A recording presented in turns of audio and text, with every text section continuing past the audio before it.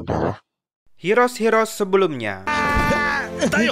Tapi aku masih muda. Aku tidak terburu-buru menikah. Mereka membuka badan keamanan. Terampil atau tidak, siapa yang bersedia?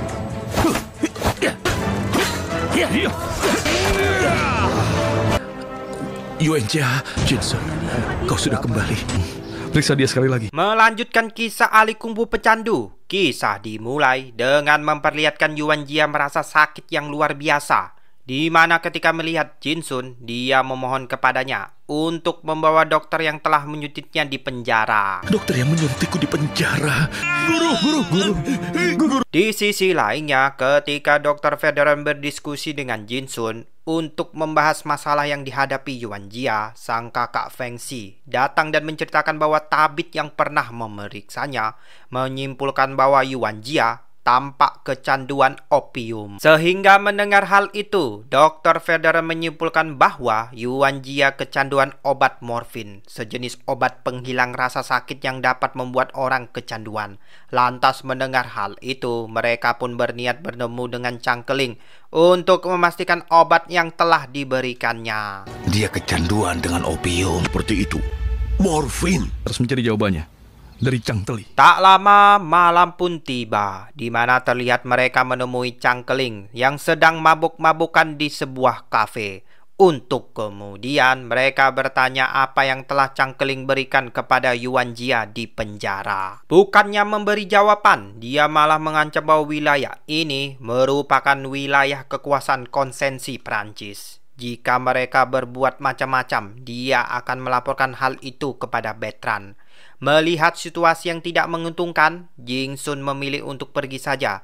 Akan tetapi ketika dia selesai mabuk-mabukan, tiba-tiba Kemari.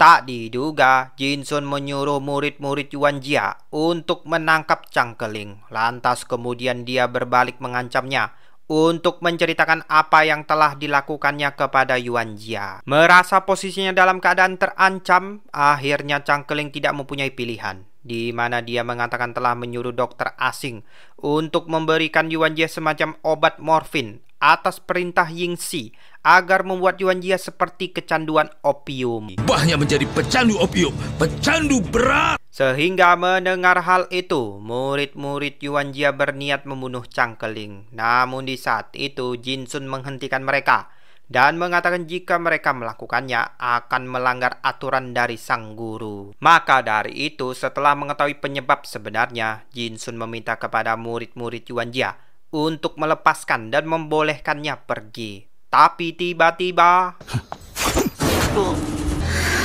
Kau menghabisi orang lagi. Dia pasti akan beritahu Yingse. di sisi lainnya, setelah mendengar apa yang terjadi kepada anaknya, sang ibu meminta menantunya untuk membeli opium agar anaknya tidak menderita lagi.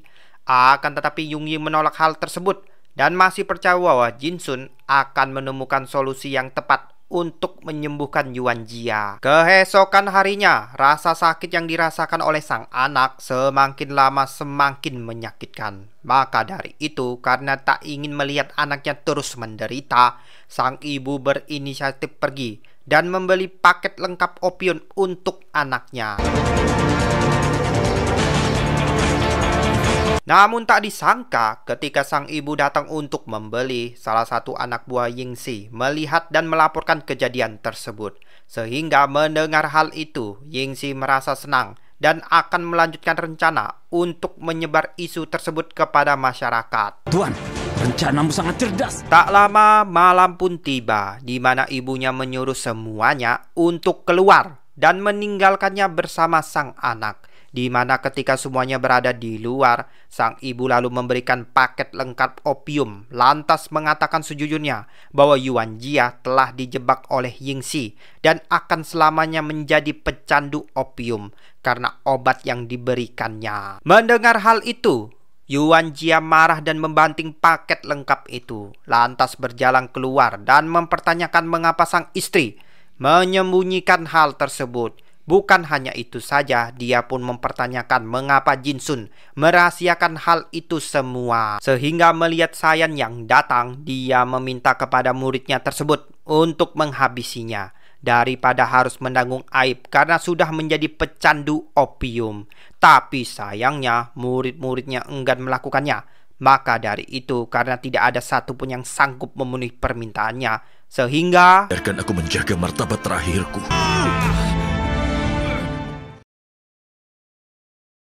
keesokan harinya Yuan Jia pun sadar, di mana dia meminta kepada semuanya untuk keluar agar dia bisa berbicara empat mata dengan Dr. Federan. Tak lama kemudian Yuan Jia pun muncul dan meminta Dayu untuk mengambil tali yang ada di gudang. Sedangkan murid-murid lainnya diminta untuk mengikutinya. Baik, Guru.